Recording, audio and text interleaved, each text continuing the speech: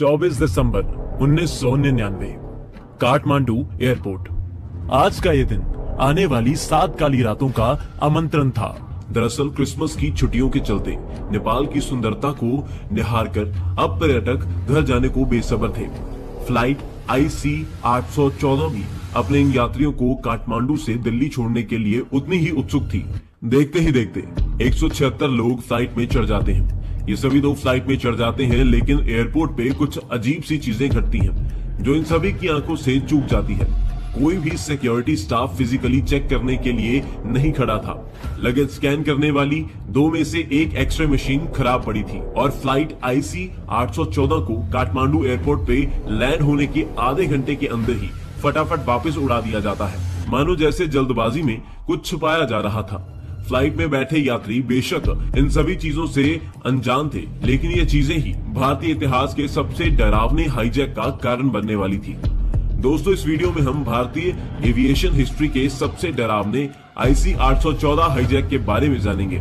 हम जानेंगे कि कैसे पाकिस्तान के आतंकियों ने 2 घंटे के सफर को 7 दर्दनाक रातों में बदल दिया। साथ ही इन आतंकियों ने भारत सरकार से कौन सी ऐसी डिमांड्स पूरी करवाई जिसका खामियाजा हमें पुलवामा और उरी अटैक के रूप में आज तक भुगतना पड़ रहा है, और भारत सरकार की वो कौन सी गलतियां थी जिस कारण उन्हें इन आतंकियों की शर्तों के आगे झुकना पड़ा।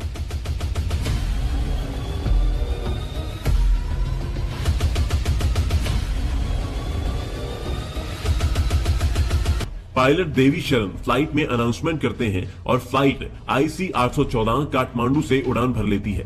धीरे धीरे ये फ्लाइट 30,000 फीट की ऊंचाई पे पहुंच जाती है और ये सारे यात्री नेपाल की इन वादियों को चीरती आ रही सूरज की किरणों को देख मंत्रमुग्ध हो रहे थे। सभी यात्री अपने इस आरामदायक सफर के कारण सुस्ती में बैठे थे और इन सभी के बीच फ्लाइट में अलग अलग सीट पे बैठे 5 आदमी कुछ आंख फिरोली सी करने लगते हैं। दोपहर 4:40। फ्लाइट अब लखनऊ के पास और दिल्ली से सिर्फ आधा घंटा दूर थी। एयर होस्टेस बिजनेस क्लास से शुरू करते हुए हर यात्री को लंच परोसने लगती है। वो इकोनॉमी क्लास में प्रवेश करती है और यहाँ मौजूद यात्रियों को खाना परोसती है। तभी एक आदमी के हाथ से खाना उसके साथ बैठे आदमी पे गिर जाता है। इधर उनके बीच बहस शुरू हो जाती है और उधर फ्लाइट की अलग अलग सीट से 5 लोग उठते हैं और अपने बैग खोलने लगते हैं। इधर एयर होस्टेस उन 2 आदमियों की लड़ाई को सुलझाने की कोशिश करती है और उधर वो 5 आदमी अपने बैग खोलने के बाद उसमें से और कुछ नहीं बल्कि AK-47 निकालते हैं। एक हाथ में बंदूक और दूसरे में हैंड ग्रेनेड पकड़ ये आतंकी अपने मुंह पे मास्क लगा फ्लाइट में हाईजैक का शोर मचा देते हैं। कोई कुछ समझ पाता या करता उससे पहले ही ये अपनी बंदूक यात्रियों की तरफ तान देते हैं और धमकी देते हैं कि कोई भी अपनी जगह से हिला तो ऐसा धमाका करेंगे कि तुम्हारे घर वालों को तुम्हारी हड्डियां भी नसीब नहीं होंगी। सारे यात्रियों को डराने के बाद एक आतंकी कॉकपिट की तरफ चलने लगता है और वहां घुसते ही अपनी बंदूक का बट को पायलट राजेंद्र कुमार की गर्दन पे मारता है और फिर बंदूक पायलट देवी शरण की गर्दन पे लगा के कहता है, फ्लाइट को तुरंत पाकिस्तान की तरफ मोड़। दोस्तों, अभी और इसी पल से ये फ्लाइट उस मौत के कुएं की तरफ रुख मोड़ लेती है जहां से किसी का भी जिंदा बचना लगभग नामुमकिन सा हो जाता है। वीडियो में आगे बढ़ने से पहले इन आतंकियों के बारे में फटाफट जान लेते हैं। दरअसल ये आतंकी पाकिस्तान बेस्ड हरकत उल मुजाहिदीन के आतंकी थे। इस संगठन का जन्म 1985 में हुआ था और इसका मुख्य काम कश्मीर में उग्रवादियों को ट्रेनिंग और फंडिंग करने के साथ कश्मीर में आतंक फैलाने का है, ताकि कश्मीर में अशांति की आग लगातार जलती रहे। इस संगठन ने 1994 से 1999 तक हमारे 100 से भी ज्यादा फौजी भाइयों का खून बहाया था और इसी कारण इस संगठन के कई खूंखार आतंकी फौज ने कश्मीर में गिरफ्तार कर रखे थे। आज ये आतंकी अपने इन्हीं साथियों को जेल से निकलवाने के लिए हाईजैकिंग करके बैठे थे और मेन आतंकी जिससे ये छुड़वाना चाहते थे उसका नाम था मौलाना मसूद अजहर। अजहर वही आतंकी है जिसने भारत को दुनिया के नक्शे से मिटाने की धमकी खुलेआम दे रखी थी। अब आतंकियों का चीफ इब्राहिम अख्तर कॉकपिट में घुस जैसे ही पायलट शरण को फ्लाइट पाकिस्तान की तरफ मोड़ने को कहता है, उसी पल से फ्लाइट लखनऊ से पाकिस्तान की तरफ रुख कर लेती है और यह खबर अब इंडियन ATC यानी एयर ट्रैफिक कंट्रोल तक भी पहुंच जाती है। ATC में यह खबर सुन भगदड़ मच जाती है और वो बिना कोई देरी किए इस खबर को दिल्ली में सेंट्रल गवर्नमेंट के क्राइसिस मैनेजमेंट ग्रुप तक भी पहुंचा देते हैं।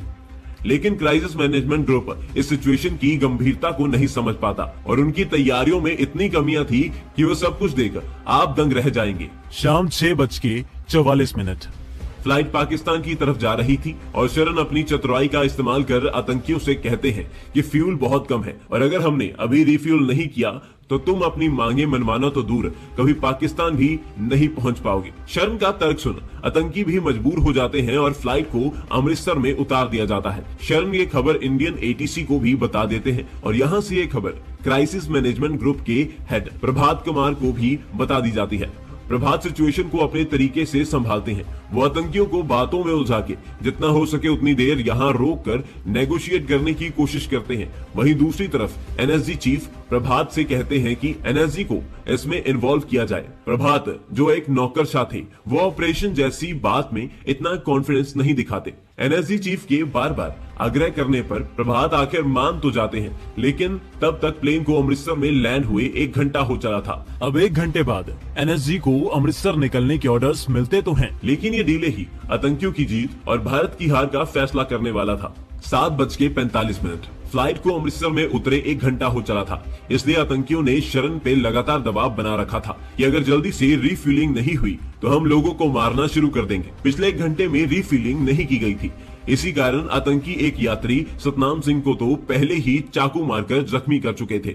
इसी कारण अब शरण इंडियन एटीसी को और ज्यादा आग्रह करने लगते हैं कि तुम्हें हमारे बचाव के लिए जो भी करना है वो जल्दी कीजिए, वरना ये सबको तड़पा तड़पा के मार डालेंगे। अब ये खबर सुन आतंकियों को हल्के में लेने वाले प्रभात को भी सिचुएशन की गहराई समझ आती है। इसी कारण जब तक एनएसजी आती है तब तक के लिए वो पंजाब पुलिस के कमांडोज को रेड करने का ऑर्डर देते हैं। उसी के तहत एक ट्रक प्लेन के आगे खड़ा कर दिया जाता है और इसके बाद 2 आदमी मोटरसाइकिल से फ्लाइट के साइड से गुजरते हैं, जिसे देख आतंकियों को कुछ शक सा होने लगता है।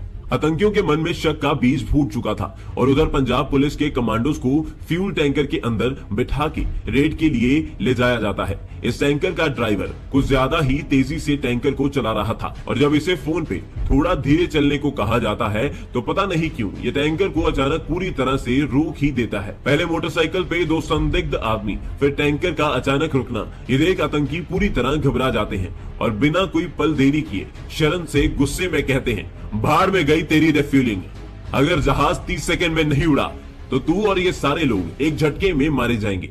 इधर एनएसजी अमृतसर पहुंच जाती है और अपने तामझाम के साथ प्लेन की तरफ आगे बढ़ने लगती है। एनएसजी पूरे फुल प्रूफ प्लान के साथ रेड करके सारे हॉस्टेजेस को सही सलामत छुड़ा सकती है और वो जहाज से बस कुछ ही मीटर दूर थी, लेकिन जहाज भी बिजली की गति के साथ रनवे पे भाग रहा था। एनएसजी जहाज को पकड़ती उससे पहले ही 7:50 पे सामने खड़े ट्रक से बाल बाल बचते हुए जहाज अमृतसर से टेक ऑफ कर जाता है और प्रभात की लैक ऑफ प्लानिंग के कारण आतंकियों को घर दबोचने का मौका हाथ से फिसल जाता है।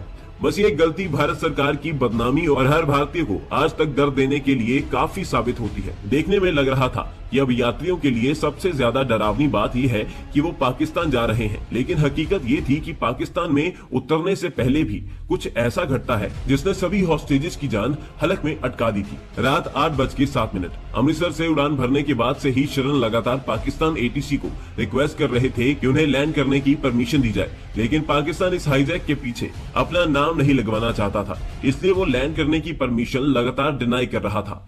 शरण जहाज को जबरदस्ती पाकिस्तान एयर स्पेस में घुसा देते हैं और अब लाहौर की तरफ ले जाने लगते हैं। अब फ्यूल सच में खत्म हो चुका था और उधर पाकिस्तानियों ने लाहौर एयरपोर्ट के रनवे की सारी लाइट्स बंद कर दी थी ताकि जहाज लैंड न कर पाए।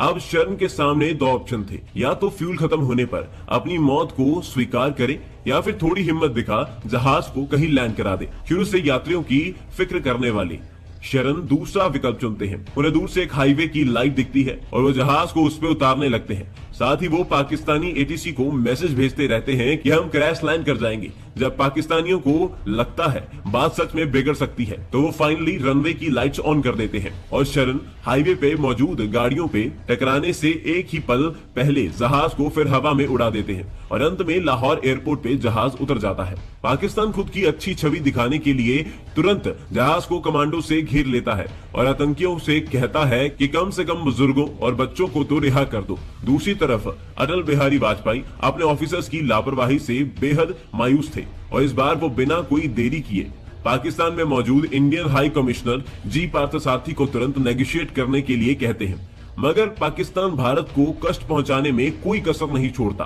क्योंकि पार्थसारथी ने पाकिस्तानियों से हेलीकॉप्टर की मांग की थी ताकि वो फटाफट लाहौर पहुंच जाए, लेकिन उन्हें ये हेलीकॉप्टर 3 घंटे बाद जाके मिला था और आतंकियों को पाकिस्तान से दुबई उड़ान भरने के लिए इतना समय काफी था। 25 दिसंबर सुबह 3 बजे लाहौर में 3 घंटे रिफ्यूलिंग करके जहाज अब अल मिन्हद एयरबेस पे लैंड कर जाता है और दुबई के साथ अच्छे रिश्ते होने के कारण भारत उम्मीद कर रहा था कि शायद उन्हें कमांडो स्ट्राइक करने का मौका मिल जाए, लेकिन दुबई की हुकूमत इसके लिए साफ इनकार कर देती है। दूसरी तरफ जहाज के अंदर यात्रियों की हालत भी कुछ ठीक नहीं थी। पिछले 24 घंटे से आतंकियों ने उन्हें अपनी जगह से हिलने तक नहीं दिया था, किसी ने कुछ खाया नहीं था और इन सबके ऊपर इस समय तक आतंकी एक और यात्री रूबिन कत्याल के पेट में चाकू गोद चुके थे।